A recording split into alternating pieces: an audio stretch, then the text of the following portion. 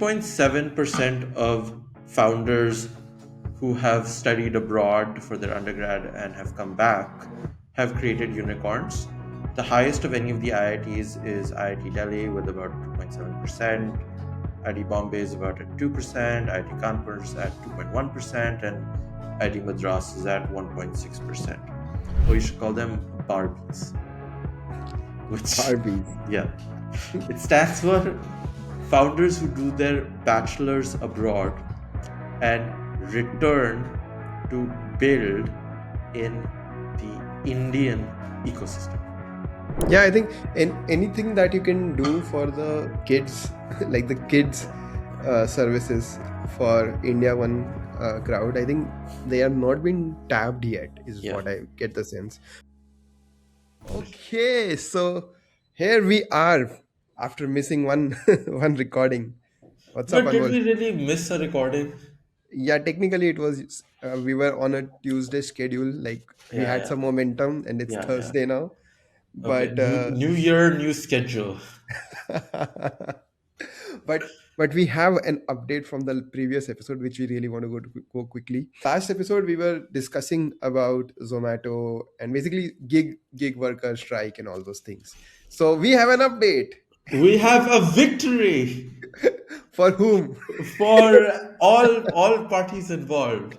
Oh, The what is the victory? the government announced that these gig platforms can no longer use the term 10-minute delivery.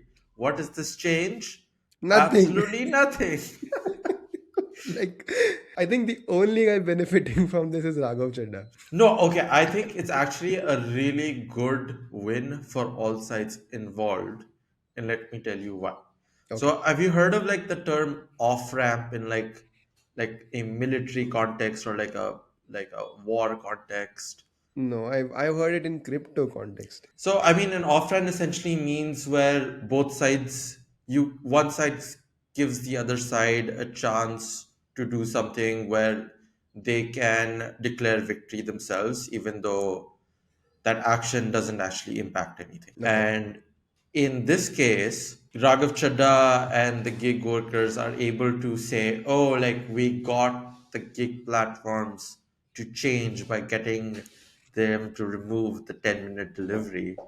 Hmm. And so they're able to claim moral victory on Twitter and wherever. But the fundamentals of the business doesn't change, and Yeah. it does not impact Eternal or Swiggy or Zepto and their bottom line at all. So they kind of get saved by not needing to change anything realistically. Yeah. And one more thing. Ever since that verdict has come out, now this thing shows me 4 minutes. Oh no! I So saw I, I, s- I saw a funny tweet around this. I can't recall who tweeted, but someone was saying, "Oh, what if people now try to sue the gig platforms for delivering it under 10 minutes?" yeah, I mean, yeah, ridiculous. The whole thing was just ridiculous. And Uh, I also saw like a couple of people, some journalists called some workers on air, and they were like, "Okay, what do you think?" yeah. Like, and I think they chose the wrong people No, because that you know that dude's. I know the one you're talking about. You tweeted about him. You know, yes, he's an the influencer and a member of a US pop band. oh, what? Yeah. He's So okay, so for context, I'm talking about this guy from Blinkit. He makes reels and stuff, and he was called on, I think, NDTV or some show like that, yes. some channel, and they were just talking. Okay, what do you think about 10-minute delivery, gig work, and stuff? So go Yeah, ahead. yeah. So and so he kind of blew up on the internet because he would make these get ready with me videos On starting his Blinkit, day as a gig worker. yeah. And then I started seeing on Reels like a while ago that there's these four guys in America who make music with him, and they're launching an effort to try to get him an O1 visa. No, no, no. That's a different guy. That's a It's a different guy, different dude. guy. Yeah, that's actually a singer kind of a person. Like he's the one Oh, who sang that blinding lights and all those things, and in a oh, very really? Ah, damn tone it. deaf manner. That's a different guy. Oh This no. guy only does This guy only like does the get ready with you with me yeah, videos. the Okay.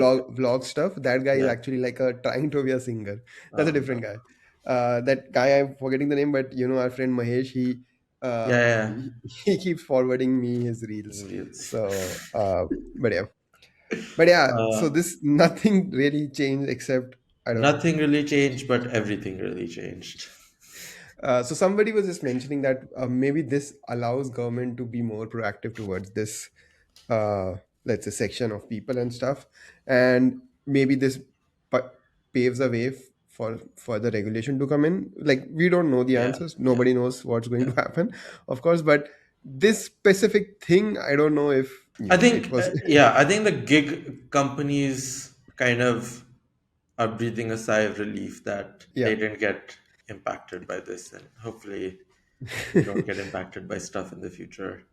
And to be honest, I honestly, for a moment I thought that maybe this was done by Blinkit itself, because Raghav Chedda in all his videos is like Blinkit, Blinkit, nothing else, no Swiggy, no I Zepto, like Blinkit, Blinkit everywhere, and then he's wearing Blinkit, Blinkit clothes, like you know, you saw that video, like Yeah, yeah, yeah, yeah. Dude, yellow Blinkit. honestly, okay, so I was looking at the video and completely side note, but the jacket's kind of sick. Yeah. Like I would buy a jacket like that. It's like unironically buying the Yeah, Vimal yeah, Pan yeah. masala bag. I think we're gonna see influencers start rocking the jacket soon.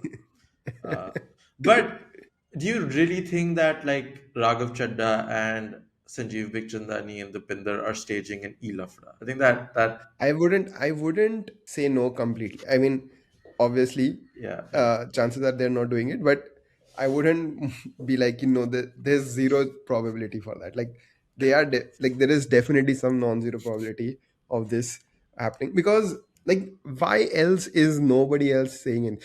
Like why is Zepto CEO, who is always vocal, not yeah, vocal about a thing that specifically is targeting their yeah, way of yeah, working? yeah. Like Well, doesn't and make sense. we talked about this in the past like Video. episode on like how why is it gig workers versus Zomato versus gig workers versus gig platforms? And I mean, Swiggy is silent usually. Hmm. I would assume maybe Adit just does not want to get into the lafda if he's not being called out by the lafda. Because I guess it had the chance of going really poorly if there was a different outcome to all of this. So there's more to lose and maybe not too much to gain versus Zomato seems like it has not lost anything but maybe only gained marginally by being involved in. Anyway, so but that concludes it. Yeah. But Um, also I think it was because that Blinkit is the biggest in Delhi. in Delhi. Okay, yeah, probably. Well, and like Raghav Chadha maybe he's never used Zepto. Maybe he's like, there's no dark store near me. We don't know that. But I remember you used to use Zepto Cafe a lot, no? For Yes, coffee. Zepto Cafe. I was a daily active user for a couple For of coffee. months. Yeah, It just sounds so bizarre to me. Imagine getting daily chai from outside like that. Just dude, I still I get mean, daily coffee. I just don't get it from Zepto anymore. is it because you like you like spent a lot of time in the US? Like or Well, do you do you think okay, I would have. Go firstly ahead. do you think this is um like a regular normal behavior that everyone around you does, In India, no. right? Okay, so In no. in Delhi, definitely not. What? People don't get coffee from outside every day Okay. in Delhi. Like, and I mean, at least the way the habit formed for me is, I would commute to work every day, and I would grab coffee on the way to work. And so I don't like making coffee at home, and I'm okay spending money on the coffee. So in Delhi, I can't really walk outside to get coffee because my neighborhood is not very walkable, nor is there a near coffee shop. So I had to resort to getting it delivered. Damn. If I was living in Indranagar, though, I think I would be walking a lot more. That's what I do typically when I When visit you're and here. stay. Yeah. Yeah, makes sense. Makes sense. But yeah, this was like when you told me that you order daily, and I was like, wow, this thought never even came to my mind. It was always like, okay, sometimes it's fine, but oh, daily. But Dude, I then just don't think I can make myself good coffee. yeah, makes sense. But okay, you're not the one who would put Nescafe and like drink it, right? No, I mean, I've never attempted that. Always want some specialty coffee, is it? Well, no, it's like I get an Americano or a cold brew most of the time. It's not like I care too much about how the coffee tastes. At this Okay. point, it's just this is the routine. Why fix something that's not broken? Yeah, makes sense. I think this is where my coffee knowledge ends. Like, I know the words Yeah. ice brew and Americano. I don't know what's different. I mean, I don't think I could tell you very much about. I treat coffee and caffeine more of a input to function than like, oh, I need to wait 20 minutes for someone to So, brew my coffee a certain kind of way. my wife, Survi, recently got into like caffeine shots, like not like basically coffee. So Yeah, she got when she had something called I'm going to butcher the way to pronounce it, but yeah. the way others pronounce here is Mont Blanc. I think Okay, it's Mont Blanc, but okay. okay, I might be wrong. Okay, but What there's kind of like coffee is this? I have not heard of. so you get some black coffee, you put it in water and then put it in the fridge overnight, and then in the morning you put some orange juice in it and some cream in it, and you mix it all together and you have it. Okay, it's like a very, I mean, I don't like it. I Yeah, clearly. yeah, but I did try like a couple of times, and I was like, oh. Interesting. But yeah, like she's like, oh, I get a lot of energy out of it, and I think like this is the first time in her life also she's trying out caffeine. So Okay, fair enough. yeah, Yeah. so No, I think for me, it's if I don't have coffee by 2 p.m., then I start getting headaches. So I need to have a cup of coffee every day, or like my productivity is gone for the day. but can you put filter coffee instead? No. No, that's not enough caffeine. Okay, so then coffee is essentially your sutta. But I think it's a little healthier than that. Okay, sure. It doesn't give me cancer, so Not yet. yeah. You don't know, Oh but God. Well, I'll just switch to caffeine pills. Like I think the you know, method of there used to be this thing called caffeine strip. You would like yeah, put it it's on like a your zin for caffeine. Zin for caffeine. Yeah.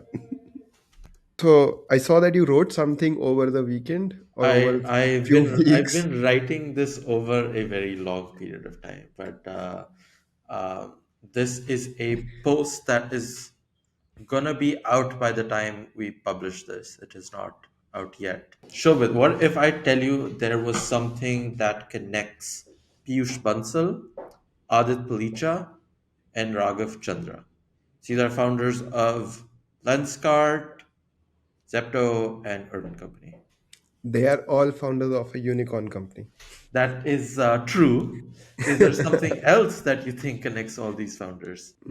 Male founders. That is unfortunately also true, as is the case in most founders in this country. Is there a third thing that might connect these founders? The I the don't hint is know. maybe where they went to college. So I think they all of them went outside of India. That is true. They all studied abroad. Piyush Bansal went to McGill in Canada. Adit notably went to Stanford before he dropped out and came back to India. And Raghav Chandra went to UC Berkeley. Something that I've been tracking for a very long time and have kind of been collating a lot of data around is what kind of impact do founders who study abroad for their undergrad specifically have on the Indian ecosystem and the companies they built. I was surprised to find out that these founders have a higher incident rate of unicorn creation than any single IIT. Pretty surprising, right? So Yeah, 3.7% of founders who have studied abroad for their undergrad and have come back have created unicorns. The highest of any of the IITs is IIT Delhi with about 2.7%. IIT Bombay is about at 2%, IIT Kanpur is at 2.1%, and IIT Madras is at 1.6%. These founders have collectively created over $30 billion in value in the Indian ecosystem. Roughly 11.5% of all unicorns in the country have a founder who studied outside the country. Roughly how many? 11.5%. 11.5%. So Okay. 11 out of 95 founders, 11 out of 95 companies. I've been talking everyone's ear off about this for over 6 months at this point, and I didn't first have a good name for what to call these founders. Now I do. I was catching up with Sajid Pai, who is a partner at Bloom.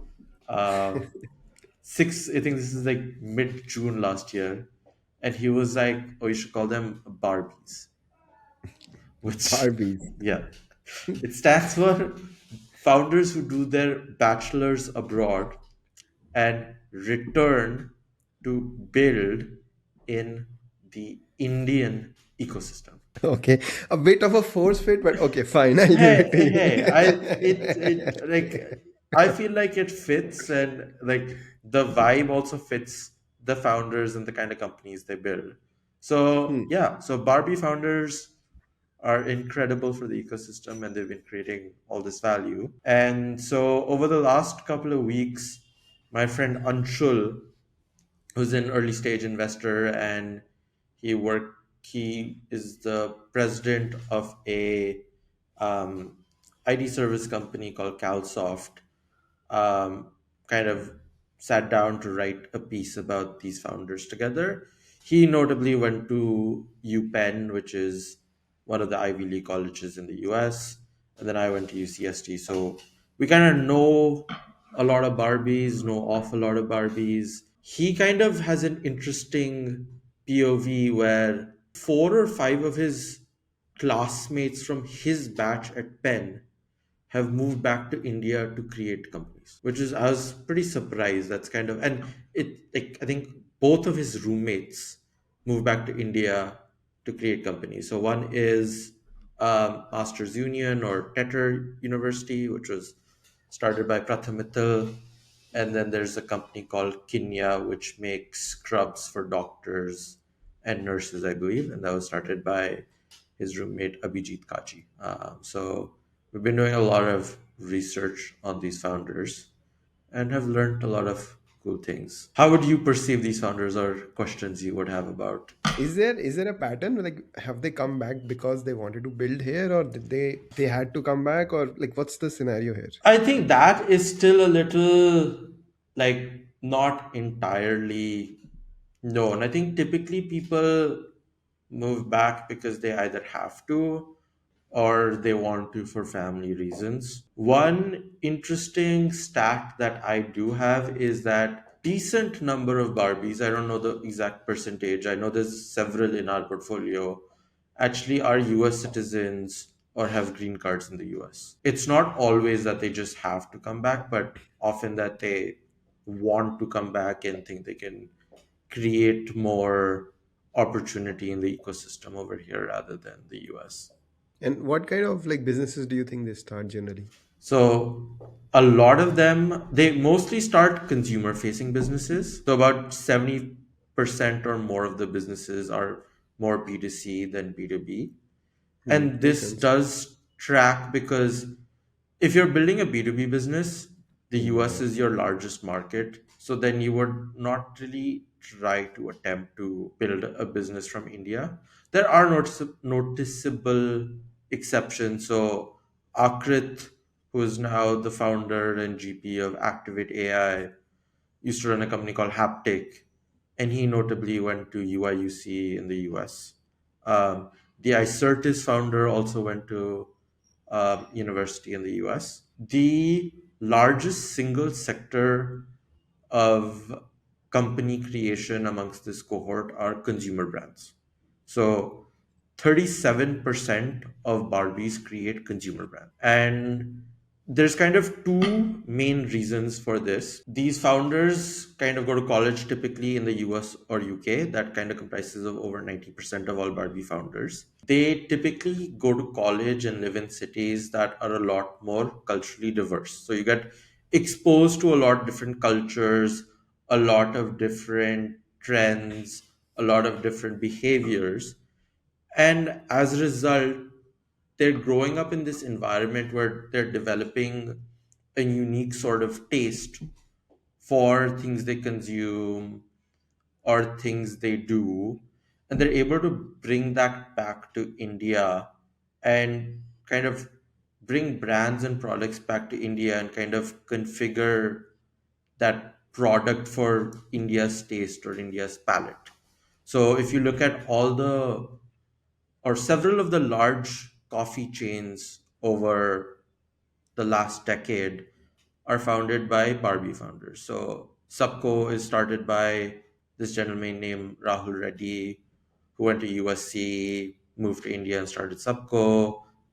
Blue Tokai is started by a guy named Matt, who went to university in the US and moved back to India and started kind of the third wave coffee culture chain in India. And then the second reason why a lot of these guys create consumer brand, guys and girls, is because they often come from a family business background and they're able to extend the advantages they have in their family business to create a new brand or a new product that the average consumer brand founder would not have. So, have you heard of this company called Hoko Ice Creams? Ankit Chona, who's the founder of Hoko, their family previously used to run Have More, and they sold off that business a while ago. But they had still built a lot of depth in how to build an ice cream business in the country, and they're able to leverage that to kind of start Hoko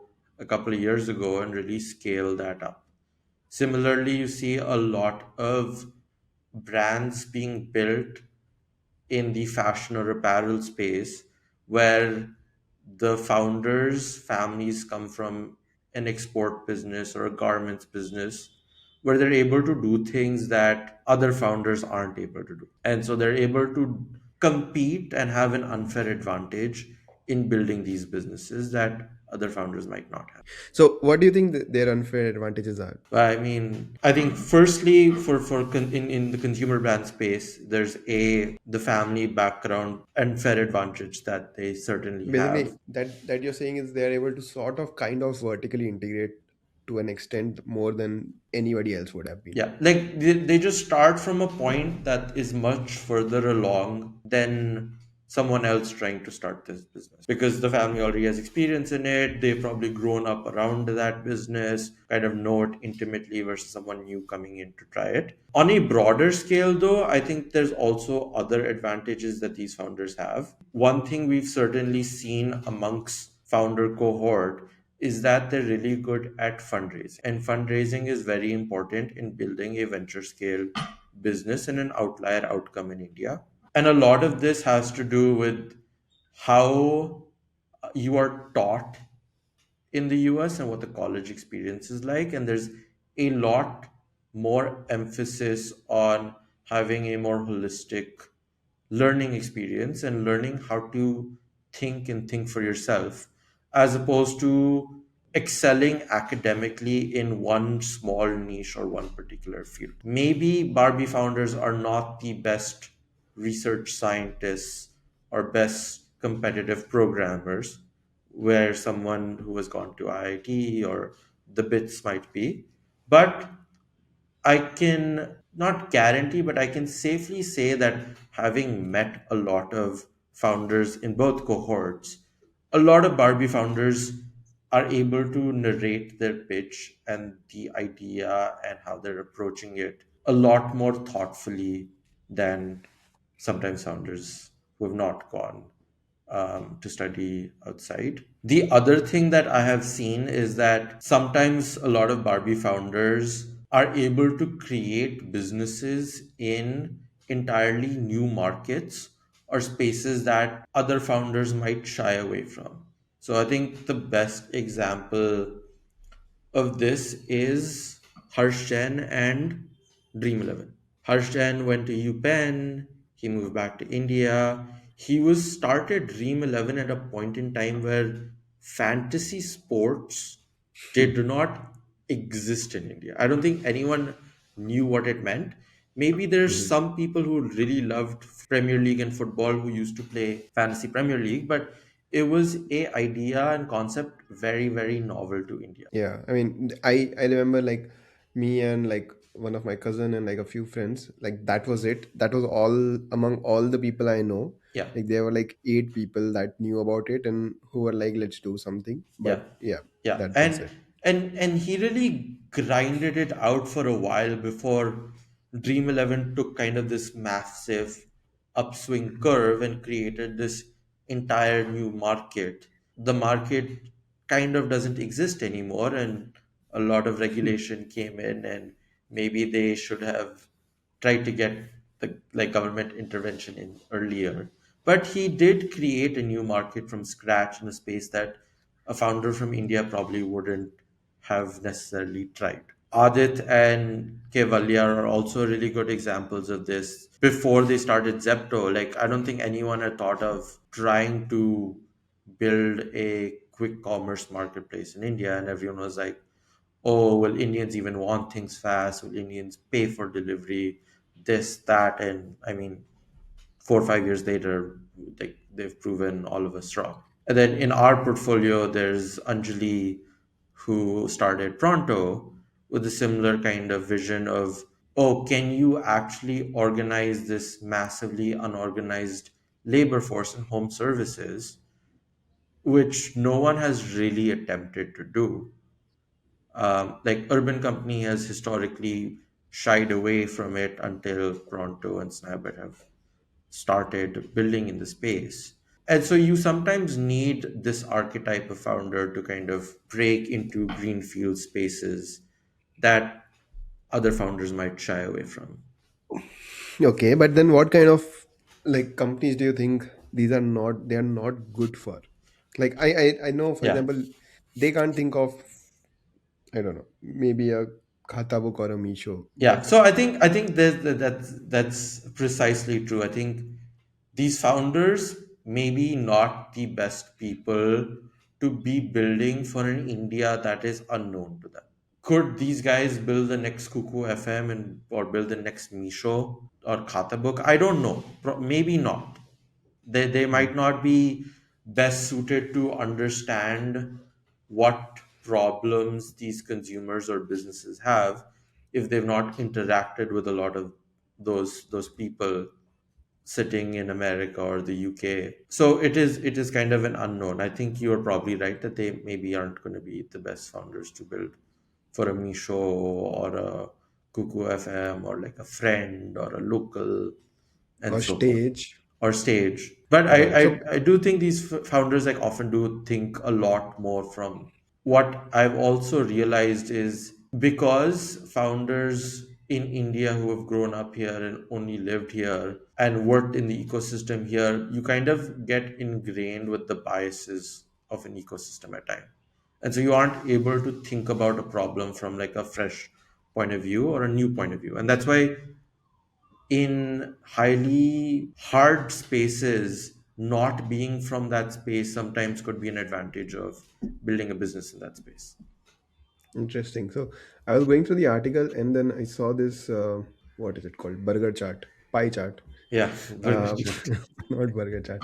Um, Basically, you wrote like 30% have consumer tech, 37% have started brands, 13% have started fintech, and 20% have others. And I think one thing is clear, at least from what I see, is they are like suited for building for the India one and India zero, if you remember that. Yes, Uh, 100%. yeah, so they're more. So Barbie founders are built like they Barbie founders are good at executing businesses for India one users. Like that's And the that I think sense I'm that getting. that's fair. That's largely fair, and I think it kind of tracks because a lot of brands in India get built for people who have discretionary spending capabilities. Most people who have discretionary spending capabilities are India one. So it fits the kind of brands they build, like the kind of businesses they build, and the kind of capital that's available to actually purchase the products. Nice. So do you have any business ideas for a potential Barbie founder listening to you?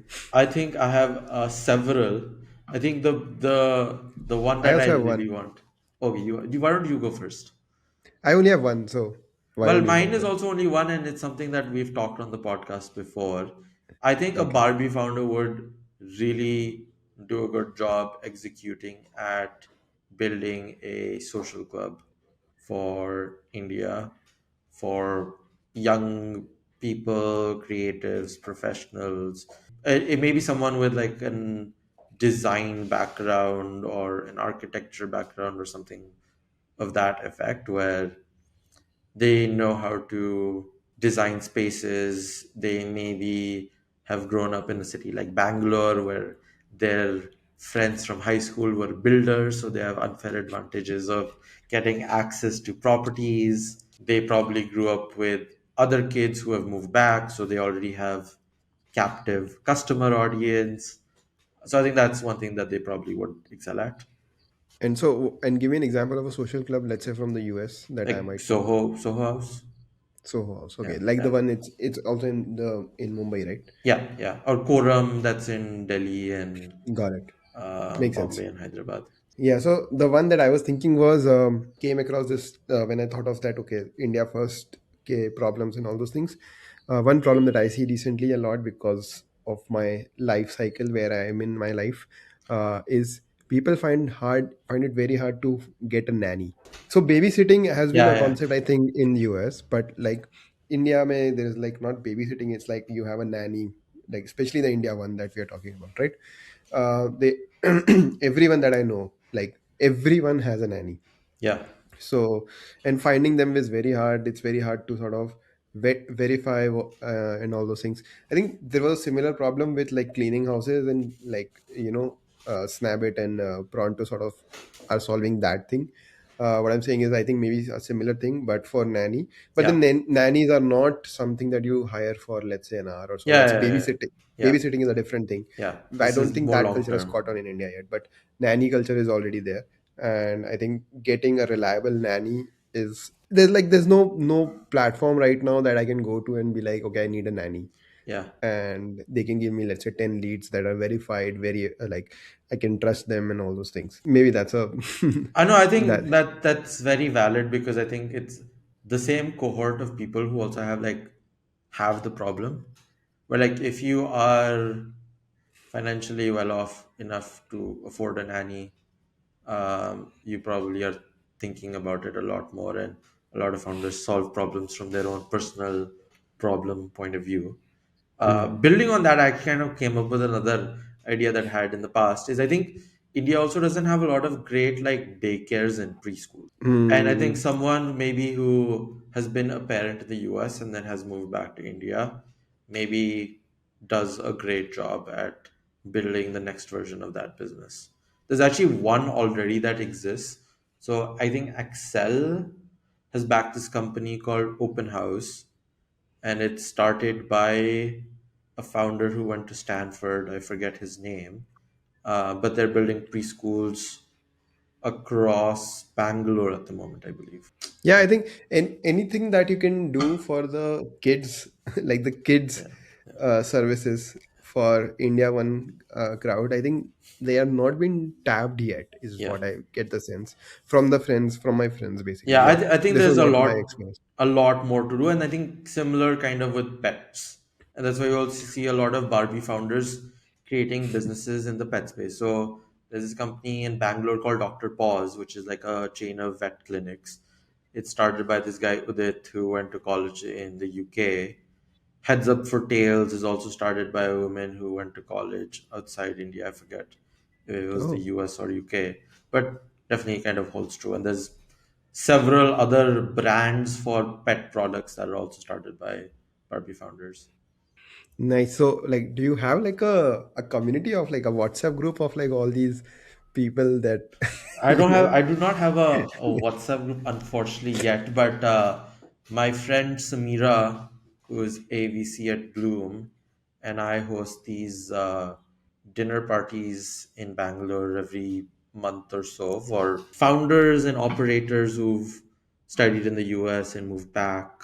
So we've kind of been building a small community over the last year or so. Do you okay? Do you want to address the elephant in the room? What is the elephant in the room? Privilege. Well, I mean, I think that's fairly Yeah. evident by Yeah. now that a lot of Barbie founders are privileged, and There's nothing it wrong with being privileged. Just there's nothing I'm wrong with being privileged. It does, like in India, when you're building a business, it's very hard. Pretty much a given having, like, knowing what it takes to build a business in this country. And what this privilege unlocks for these founders is that they have a safety net or something to fall back into. So when they're building companies, they're kind of being bold, being audacious, going no holds barred from day one, which a lot of people in this country don't have the option of doing. And even I think yeah, even the founders that, like, sort of make a little bit big, they majority of them sort of come from some sort of privilege anyway. yeah, Like, I don't think that's something, like it's actually an advantage, right? Like, to be honest, like, yeah, if yeah. It is anything, an any unfair other, advantage. it's an unfair advantage, and everyone has some sort of unfair advantages. You should use your unfair advantage Yeah, to yeah, the yeah, maximum yeah, impact. yeah, uh, cool, makes sense. So, yeah. uh, Barbie founders, a new term is that I think now Sajid Pai has coined, or you, who is No, going to take the credit? Sajid has the Sajid. credit. I think Okay. it's like Sajid coins the term, and then I write an article about things. So Uh, is it going to come in the next this year's Bloom we will report? see. I don't know. I'm gonna have to advocate and fight for that. But I do want to also shout ourselves out because at Untitled Ventures, we back the highest percentage of Barbie founders. So the average Indian firm backs has only like 3 to 5% of Barbie founders. You know the number, but why don't you try to guess what it I don't is? know the number. I You don't don't know know the. the number. I did not go through that. I think it's going to be 35-40%. No, no, it's not that high. Oh, it's not that high. Yeah, I yeah. thought you had It's the monopoly there. it's 25%. Oh, okay. Yeah, Yeah, yeah, makes yeah, sense. yeah. Because I think the one thing that's still true that I think is growing over the last couple of years, but it's not kind of hit full capacity yet, is we're actively tracking about 150 Barbie founders. We think there's about only 300 of them in the ecosystem at most. And there's not like 100 of them coming back each year. There's maybe 10 to 15 coming back each year to start companies, maybe a little more, maybe a little less. So you can't build an entire fund portfolio investing in just this segment of founders because there's too little of an ecosystem to exclusively be doing that. Unless you Oh, want to be really, really concentrated as a firm and only back like 10 founders over a period of 3 years. but that number seems low. 300 is very low, no? That's you think there's more. I mean, okay, so when you say 300, these are the people who have started a company and like come back and Have started a company started a venture backed company in India. in India who have studied, done their undergrad outside of India. Oh, okay. I mean, that's fine. So these are basically people who have come back and started a venture-backed company in India. Yes. And I mean, if you look at the like, I don't know if you know what the number is for. At any of the top IITs, there was this article in Rest of World a couple of years ago about unicorn creation at the IITs. But even the top IITs didn't have like a massive number of founders in total. So IIT Bombay has 985 founder alums. IIT Delhi is the top with 1,054.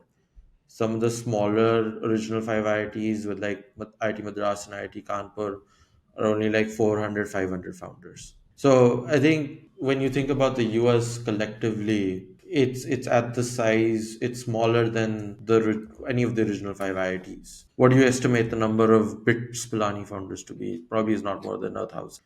Yeah, I don't think so. I mean, I know there are 13 or 13 to 17 is what the number I've seen for unicorns. Yeah, Uh, uh, that were like Bits Pilani founders. yeah.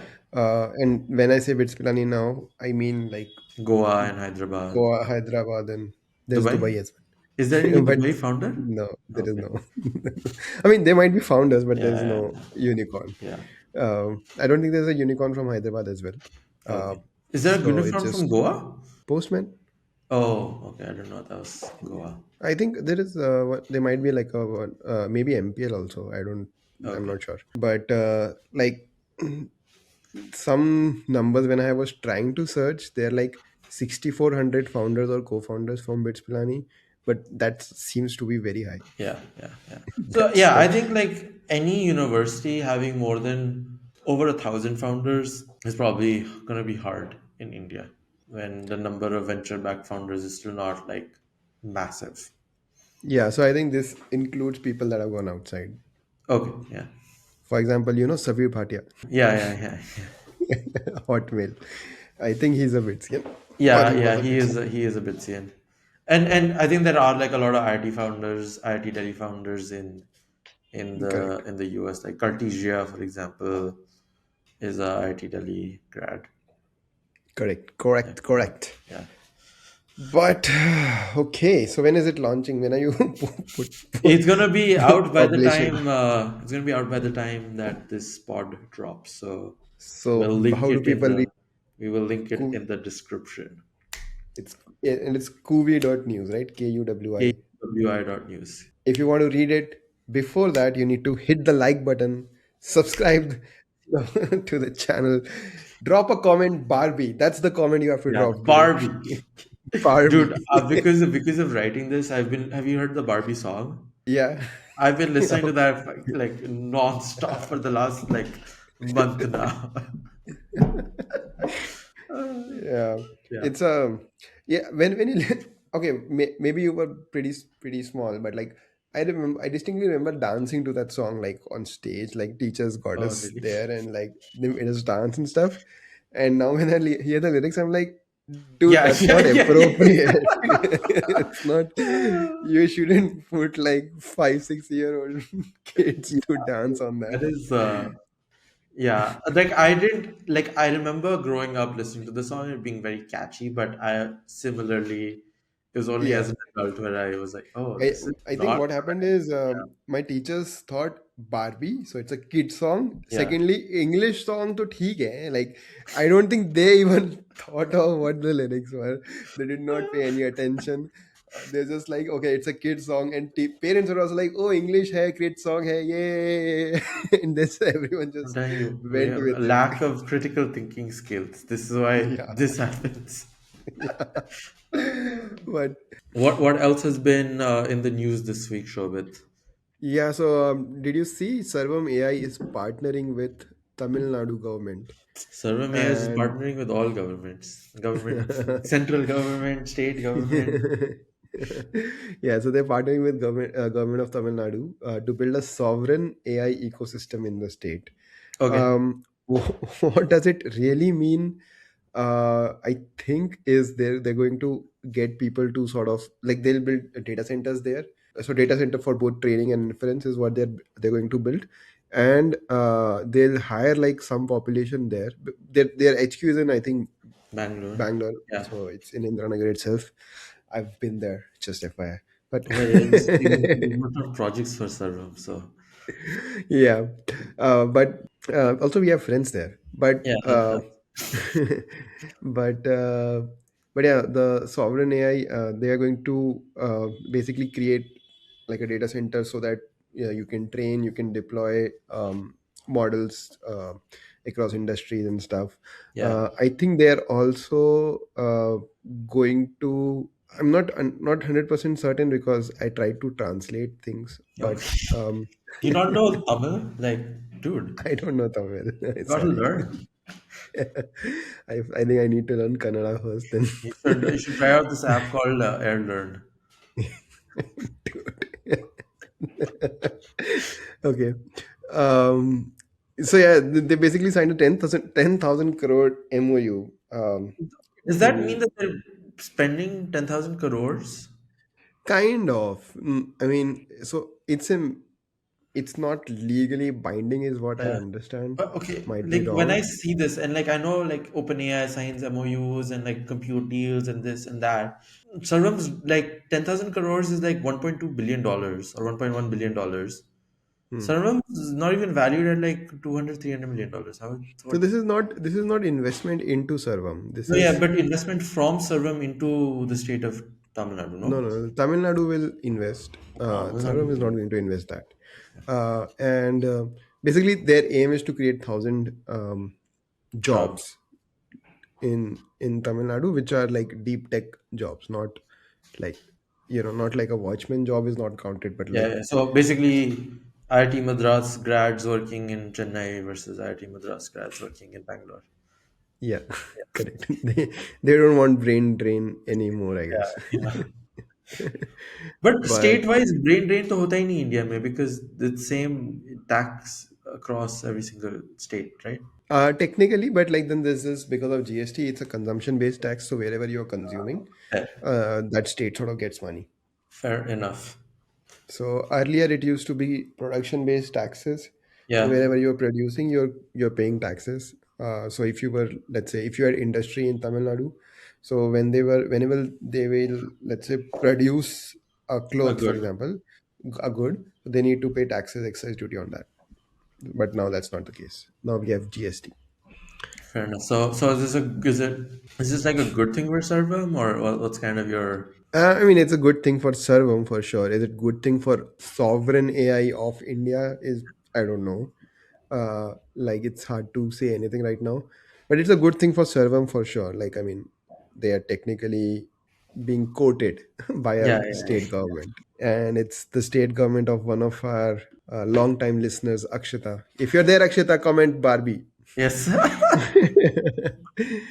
Have you seen this show called Owning Manhattan? I have seen the show. I'm surprised that you were watching the show. This does not seem like the kind of show I've heard you talk about when the last show you told me about was Jamna Par. Jamna Par, yeah. So Jamna Par and Owning Manhattan kind of the same, right? Like No, they're very different. they're struggling to get their shit done. That's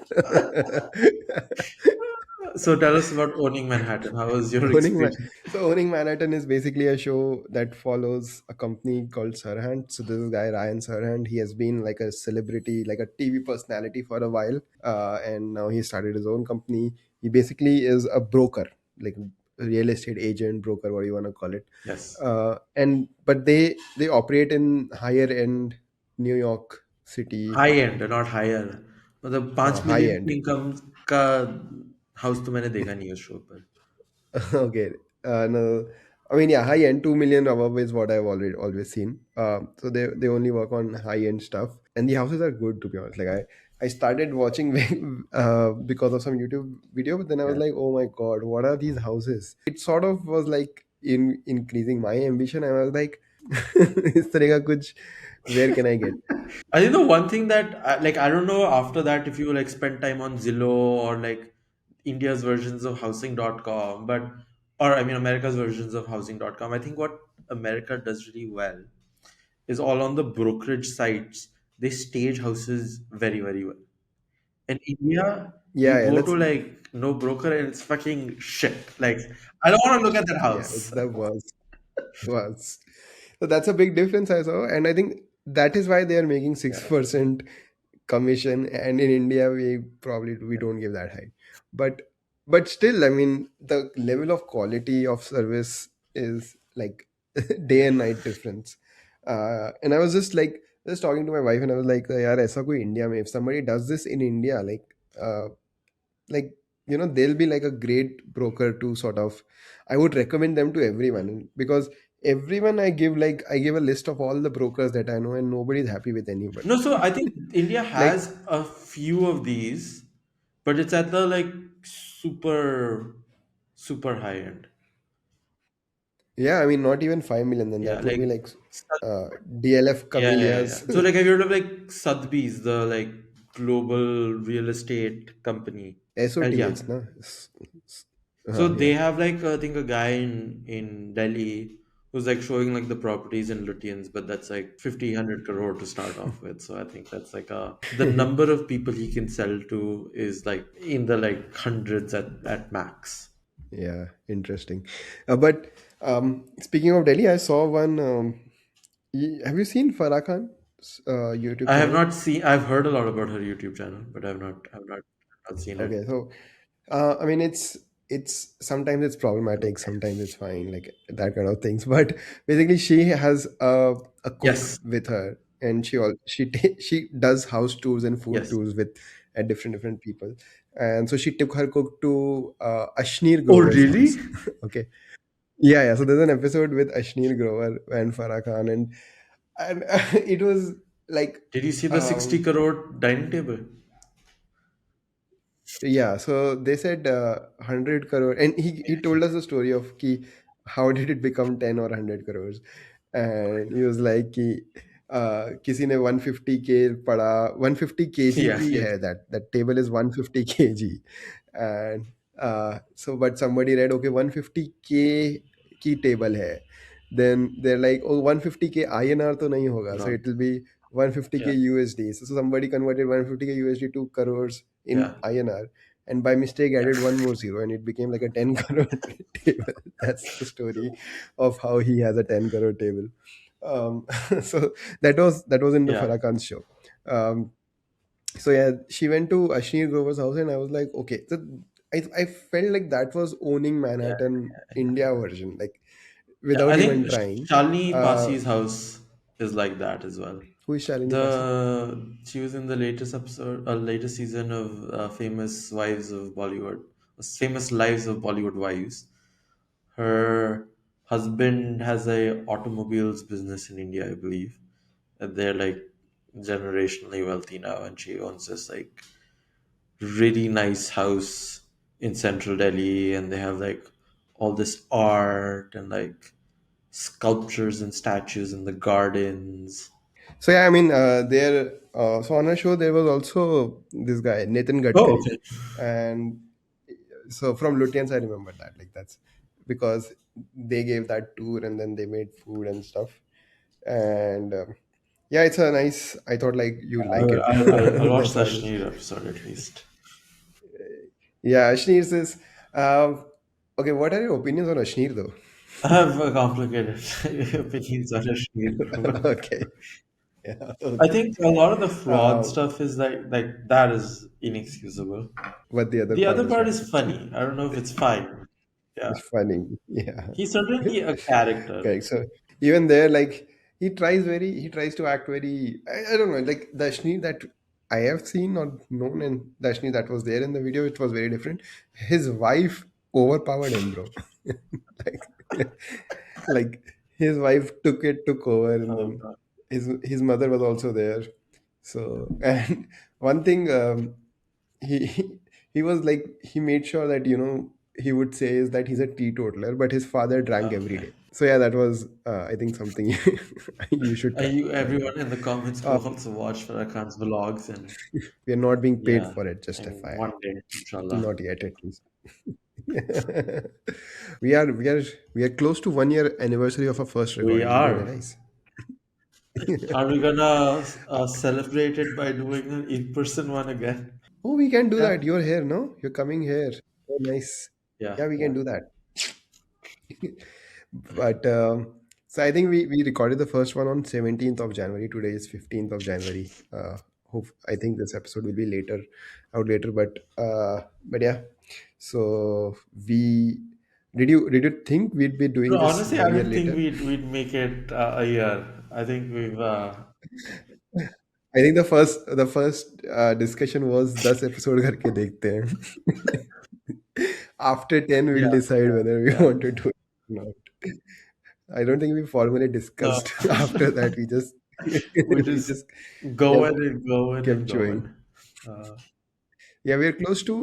I think we've done 36 or yeah, 37 of yeah. these. Definitely over 30 and under 40. Yeah, 33 I remember because 33rd one I had uploaded or Okay. something. I think yeah, that's somewhere Yeah. somewhere there. But if you But want us to try to do something special for the 1 year anniversary episode, please let us yeah, know because we have not And she thought about it at Yeah, all. we are Yeah. out of ideas. Oh yes, okay. So this is the 39th one that we are So recording. 40th and 1 year anniversary seems like a marquee episode. So basically, we missed 12 Yeah, of yeah. the weeks.